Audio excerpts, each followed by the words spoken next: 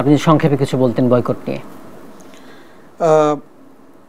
নিঃসন্দেহে বয়কট মুসলমানদের পক্ষে শক্তি এবং কাফেরদেরকে দুর্বল করে দেওয়ার বড় একটা মাধ্যম, এবং যেটা শুরুতেই রাসূলুল্লাহ সাল্লাল্লাহু আলাইহি ওয়াসাল্লাম বিভিন্ন ছোট ছোট গোষ্ঠীকে পাঠায় বিভিন্ন এরিয়াতে তাদের শক্তি সম্পর্কে এবং তাদের অর্থনৈতিক দুর্বল করে দিয়ে তাদের মনোবল ভেঙে দিয়ে মদিনা রাষ্ট্র, এরপরে জাজিরাতুল আরব সহ সেই কর্ডোবা পর্যন্ত ইসলাম পৌঁছে যায়, এবং সর্বশেষ ভারতে, স্পেন, এই ধরনের বিভিন্ন জায়গায় পৌঁছে যায়। তাহলে এটা সূচনা কিন্তু এই বয়কট।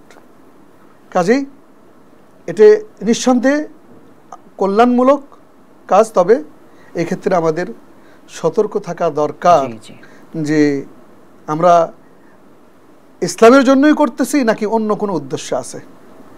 এটা খেয়াল করতে হবে। বয়কটটা ইসলামের জন্য কোরআন এবং সুন্নাহ মোতাবেক হওয়া উচিত। একই সাথে আমার ভাইয়েরা যেন কোনো রকম গুজবের শিকার হয়ে সেই ব্যবসায়িক ক্ষতিগ্রস্ত না হয়, এবং আমার দেশ যেন ক্ষতিগ্রস্ত না হয়, এটা আমাদেরকে সতর্ক থাকতে হবে। এবং কোনোভাবেই আবেগপ্রবণ অন্ধ অনুকরণ এবং মাত্রাধিক বাড়াবাড়ি যেটা ক্ষতিকর, এ ধরনের কর্মকাণ্ড থেকে আমাদেরকে দূরে থাকতে হবে, বেরিয়ে আসতে হবে। আর এই সমস্ত পিছনে আমরা দেখি মাঝে মধ্যেই তৃতীয় কোনো পক্ষ কিন্তু থার্ড পার্টি যারা সুবিধা নেয়, এবং তারা বিভিন্নভাবে আমাদেরকে, আমাদের অ্যাক্টিভিটিসগুলোকে, বৈধ অ্যাক্টিভিটিসগুলোকে তারা দেশের বা বাহিরে বিভিন্ন রকম করে অন্যভাবে উপস্থাপন করার চেষ্টা করে, এমনকি আমাদের ভিতরেও বিভিন্ন রকম ফাসাদ ফিতনা সৃষ্টি করার চেষ্টা করে।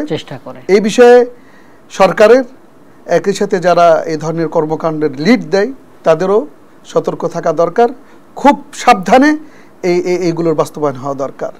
একই সাথে বয়কটটা আজ নয়, একদিন নয়, 2 দিন নয়, অথবা এই সময় শুধুমাত্র তারপরে আবার আগের ভুলে গেলাম, এটা নয়।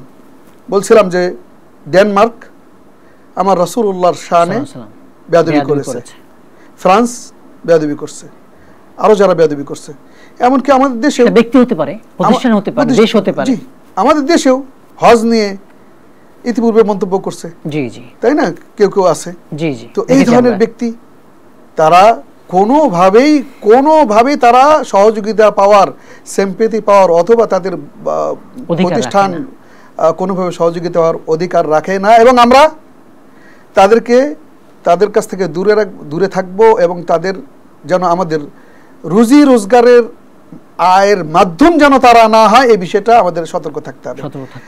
মান তারাকা লিল্লাহি শাইআন আওয়াদাহুল্লাহ খায়রান। যেই ব্যক্তি আল্লাহ রাব্বুল আলামিনের জন্য কোনো ব্যবসা অথবা কোনো কোম্পানিতে চাকরি করা ছেড়ে দিল, অনেক লোকই বলে যে দাড়ি রাখলে হোটেল ব্যবসা করতে দেয় না, হোটেলে চাকরি করতে দেয় না। আমাদের কাছে প্রশ্ন আসে, আমরা বলি যে দাড়ি রাখা ফরজ, আপনি দাড়ি রাখবেন এবং এটা চাকরি ছেড়ে দেন, আল্লাহ রাব্বুল আলামিন ভালো কিছু করে দেবেন। আল্লাহ রাব্বুল আলামিন এরকম বহু প্রমাণ আছে যে যারা আল্লাহ ভালো কিছু দিয়েছেন। আল্লাহু আকবার। এজন্য আমরা একেবারে এই বয়কট শুরু করব স্থায়ীভাবে, এবং আমার বাড়ি থেকে, আমার নিজে বাসায় যে দেখবো যে কি কি আছে, কি কি, যখন আমি বাজারে যাব কি কি করা দরকার, কেনাকাটা দরকার, এবং কোনটা কিনবো না সেটা দোকানদারকেও বলা দরকার যে ভাই এটা কিনতেছেন এই জন্য, এবং আমার মতো আরো অনেক ভাই আছে, আপনি দয়া করে রাখেন না। তাহলে সেখানে দাওয়াতি কাজ হলো, তাকেও বোঝানো হলো, সেও ব্যবসায়িক যাতে ক্ষতিগ্রস্ত না হয় এই জন্য তাকে সতর্ক করে দিলেন, এবং সে বিকল্পগুলো নিয়ে আসবে, উপস্থাপন করবে। এইভাবে কিন্তু আমরা মুসলমানরা অর্থনৈতিক দিক দিয়ে শক্তিশালী হব, এবং কাফেররা দুর্বল হয়ে যাবে, এবং তখনই আমাদের বিজয় সুনিশ্চিত ইনশাআল্লাহ। এবং কখনোই ইহুদি, খ্রিস্টান, হিন্দু কখনোই তারা মুশরিক, তারা কখনোই আমাদের বন্ধু, কল্যাণ চায় না। যতক্ষণ না পর্যন্ত আমরা তাদের অংশ না হব, ততক্ষণ পর্যন্ত তারা আমাদের প্রতি সন্তুষ্ট হবে না। এটা বলেছেন, এটা বলছেন এই জন্য তাদেরকে অর্থনৈতিকভাবেই কৌশলে বয়কট করেই আমাদের অর্থনীতি শক্তিশালী করতে হবে এবং আমাদের উপস্থিতিকে জানান দিতে হবে এবং এর মাধ্যমে আমাদের ইউনিটি গড়ে উঠবে এবং এর মাধ্যমে আমরা মুসলিম উম্মার ঐক্যের মাধ্যমে আমরা সুনিশ্চিত বিজয়ের দিকে এগিয়ে যেতে পারবো ইনশাআল্লাহ। আমিন। জাযাকাল্লাহ খাইর। আপনি আমাদের মূল্যবান সময় দিয়েছেন, তথ্যবহুল আলোচনা করেছেন, আপনাকে অনেক ধন্যবাদ। আপনাকেও ধন্যবাদ।